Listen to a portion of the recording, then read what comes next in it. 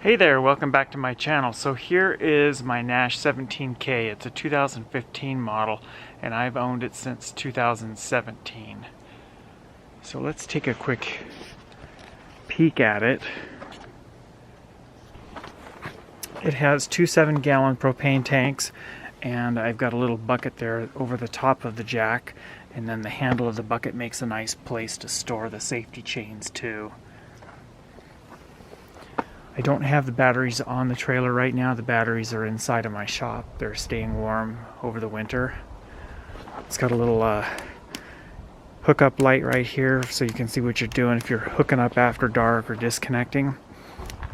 I've upgraded all of the marker lights to LED with the exception of one. I just didn't quite finish the project.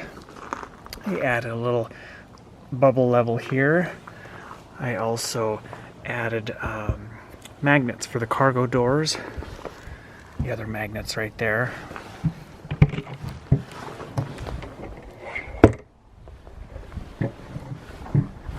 Well, while we have this door open, let's take a look inside. I've insulated the cargo bay. This is the platform under the bed.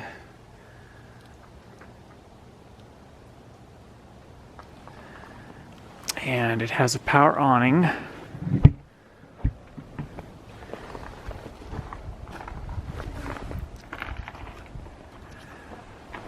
Outside speakers, and then it's got a little amber colored porch light there.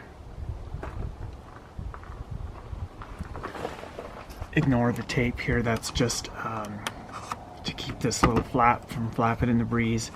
But there is actually two little clips that hold the door closed as well. I think I was camped where it was really windy, and even with those little flaps closed I was still getting a little bit of rattle from that, which is kind of normal for that style. And it's got thermal pane windows. It has two outside speakers.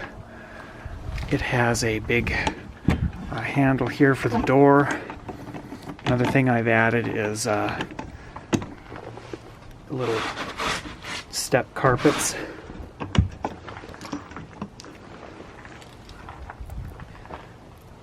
Screen vents on the exhaust for the furnace. I added a different outlet cover for this outside outlet. And here's one of the red marker lights on the rear. It does have LED tail lights too.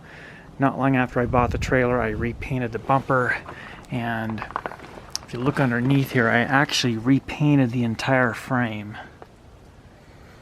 That's either gloss or semi-gloss Rust-Oleum. I just wanted to give it better protection. I upgraded the mud flaps to a new style that are wider and more flexible than the original hard plastic mud flaps. Thermal pane windows, I think I mentioned that. This window slides up and this one slides sideways. I'll go around to the other side here. The back window has two small sliding portions. This portion right here slides over, and then this one over here slides as well. There's the one marker light that I didn't upgrade to LED. What I was going to do is do a comparison video of the original LED marker light to my new sealed marker lights, and I never got around to doing that. So that's why I didn't ever get that one replaced. It is generator ready. This is the generator compartment here. This door was the original door for the power cord, and I contacted Northwood Manufacturing, the builder of this RV, and they sent me a diagram of the wall that showed me where all the wall studs were, and I measured this all out and used a stud finder also to find out where the wood was, so I wasn't drilling through a wall stud. And then I installed this marine style twist lock power cord shore power inlet. Another thing I did was added a light on this side of the rig, so if you're hooking up after dark, you arrive to a campsite or whatever, you can see what you're doing. So this light, it's attached to the fridge vent, and it's just powered off of the wires that supply power to the refrigerator. We've got our satellite and cable TV hookup. We have our outside shower, Santa flush for the black water tank, city water inlet for hooking up to water if you're in our RV park. And then right there we have the water heater. And then the other side of the front pass-through storage bay is right there. Also added a bubble level on this side, as well as another magnet for the cargo door here. It's got a diamond plate rock guard on the front. You can see it comes quite a ways up the front wall. All of the graphics are in really good condition. It's snowing right now, and I've got it parked under a carport, which is where I keep it most of the time. The only time it's not under the carport is after I get home from a trip. I'll park it over next to my shop where I have an RV dump. And sometimes if I'm expecting to head out on another trip, I'll just leave it out there while I prep it for the next trip.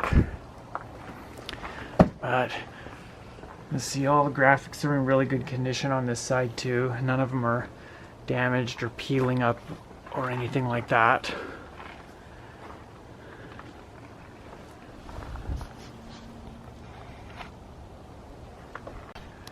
So here's the roof. There's my two Max Fan Deluxe vent fans that I added. This one's over the bed, that one over there is over the bathroom. Then we have a skylight, which is over the shower. That little black bump beyond the skylight, that is right there. That's the exhaust for the fridge. And then we have a 13.5 BTU air conditioner with a little 20-watt solar panel on the top of it. That's a standard option, or a standard feature that Northwood started doing a few years ago. And then right there, that little black spot is the solar ready wiring. And then here's the TV antenna. But after I bought the rig, I inspected the roof. Everything was in really good condition. Any spots that needed to be touch-up sealed, I did that.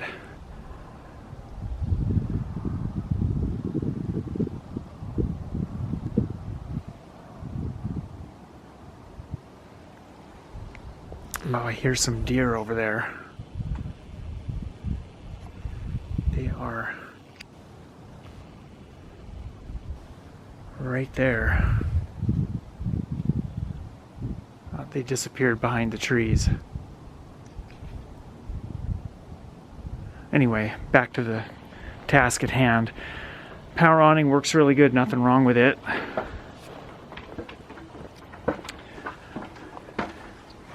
And one of the other things that I have done, actually not long after I bought it, I pulled it into my shop. And it's kind of hard to see here with it being underneath the rig, but this area where this metal trim meets the underbelly, you can see it right there. I've caulked that and sealed it. And in some places where the underbelly was attached to the wood framing, and they do that before they put this metal trim on, there's staples that were not covered up by this metal trim, which I've seen that a lot on different RVs. The guy running the staple gun doesn't do a very good job of getting the staples inboard of where this edge would be. So you got staples here. Any place that there was those staples visible, which is only in a few places, I sealed that up also with some caulking. And back here where the metal wheel box trim, or wheel well basically, is attached to the framing and everything, same thing. I sealed all of that up with caulking. You can see a bunch of it right here. So everything has been meticulously sealed underneath.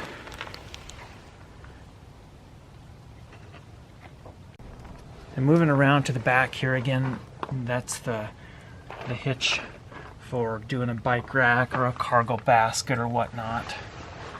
Let's go around to the side here. And those tail lights are LED also.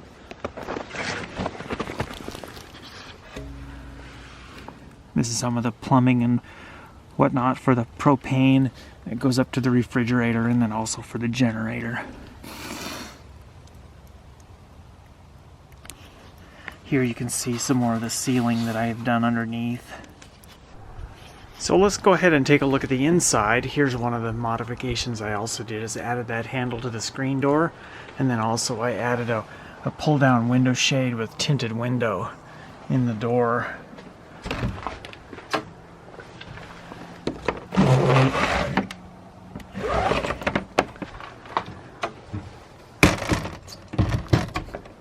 Handle on the door there works good to pull the screen door and the door closed. Also works as an awesome towel rack.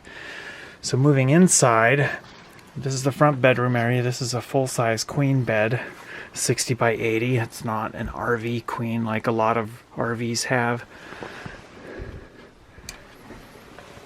Large cabinet all the way across the front.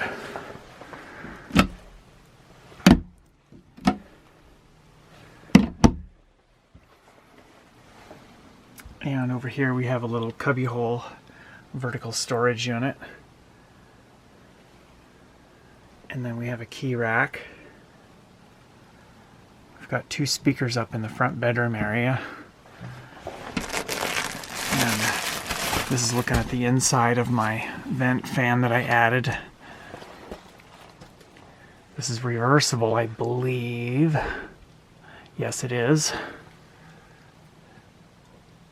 Touchpad controls for it. It is manual open, but everything else is controlled by those touchpads. I believe it's a 10-speed. I'm pretty sure that I did 10-speed on both of these fans that I installed. Here's a little nightstand area.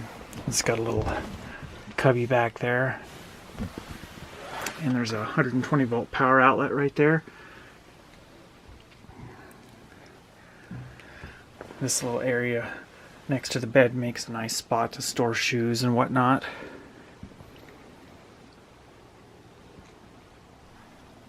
Fire extinguisher down there. Here's an oven, and then there's the intake for the furnace. All of our switches and everything are right there.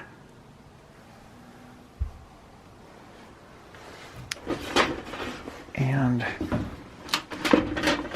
I've been doing some work in here, so I had some small electric space heaters going on. Stove. I've actually never used the stove. It's got a little sawdust in there. I don't know if the previous owner used it or not. I think he did.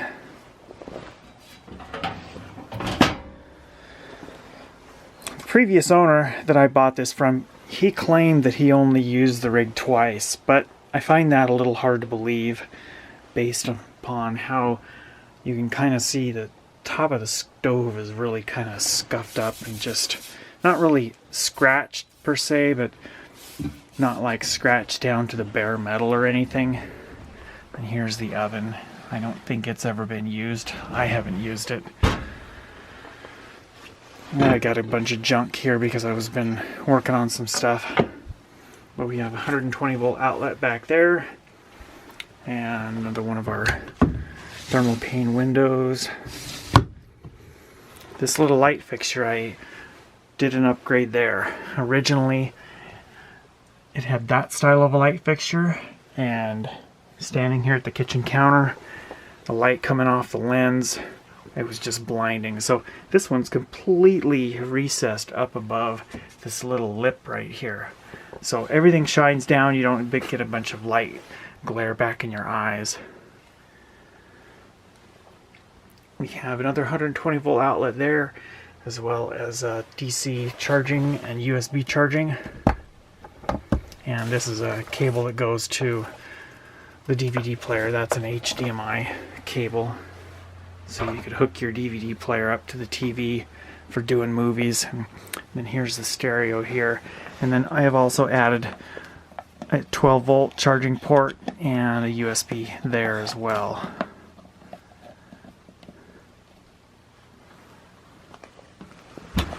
Lots of storage down here. Cabinet with 2 shelves in it. Got all my silverware in there and miscellaneous stuff. Nice big cabinet under the sink.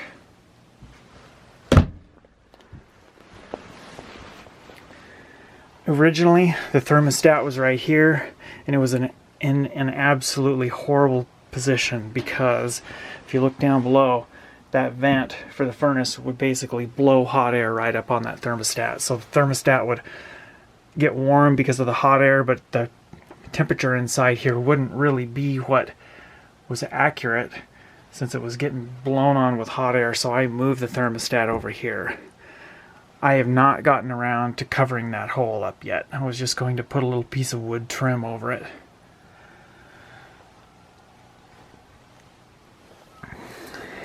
And we have a 6 cubic foot fridge, freezer, perfect condition in here. That wire back there is for a temperature monitor, which is right there.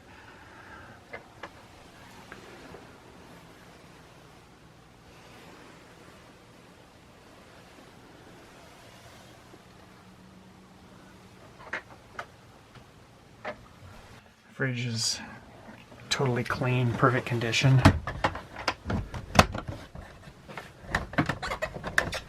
And it's got these little locks to hold the door partially open for ventilation. That's how you want to store the rig if you don't have the fridge on. So here's our closet. This could double as a pantry. I kind of use it as both. There is one more shelf which goes right there. I've got that shelf in storage in my shop. Conditions of the cushions are pretty good, other than just a little bit of minor wear right there. And again, I didn't believe that the guy only used it twice, because it's impossible for a cushion to wear like that for a rig that had only been used twice. And this is a little cubbyhole storage area that sits on top of the generator compartment. I actually find that pretty useful for putting my backpack for my laptop and whatnot. Many blinds on the back window and all the other windows. These cushions on this side are in much better condition.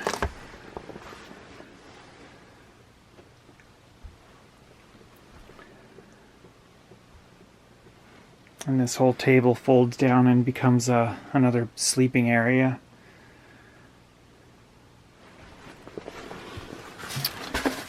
And there's an outlet that I added. Probably the only damage to the woodwork is right there. Nice big storage drawer under the fridge.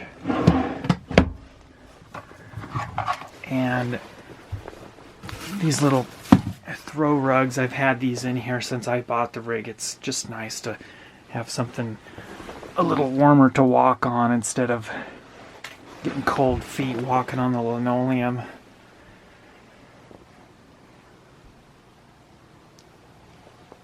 And let's go to the microwave.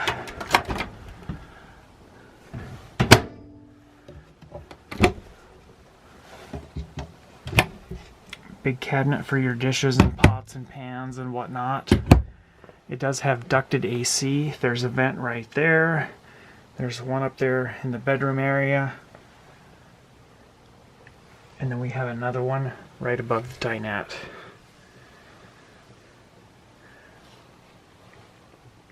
And this light fixture is a different light fixture. The one that was there was just like that one, and it was just too overpoweringly bright for sitting at the dinette table, so that one's a little bit dimmer. It's still plenty of light, but it's just not so blinding. I couldn't stand that original light fixture when I was sitting there at the table doing work on my laptop and whatnot. Underneath both of the dinette benches is big storage areas. Those are, the platform is made up of reused wall panel that they cut out from doors and windows and whatnot, so they repurpose all their extra stuff. But huge storage area under both of those benches.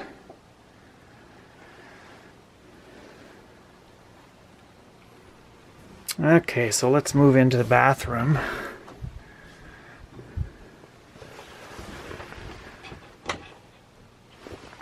There's a wall switch for the light. Medicine cabinet still full of all my junk. Towel holder, GFI outlet. And then we've got the toilet paper holder and a little cubby hole underneath there for stuff. And then more stuff, storage area there. I've got this hose pulled off because I winterized the rig, and I did that to drain the shower head. And that little black thing down there, that's the O-ring for that hose.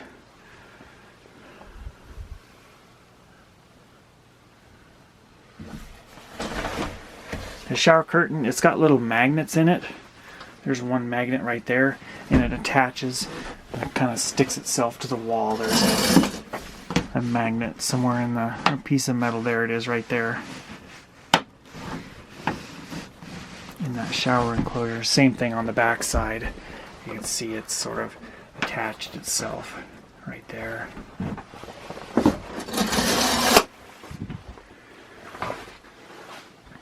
Floor is in perfect condition.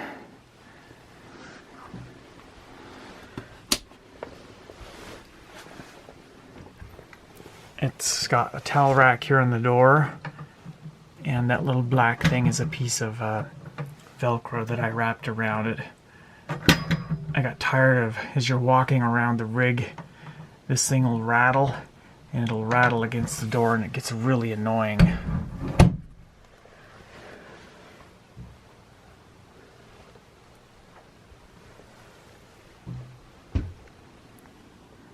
All of the interior lighting is LED.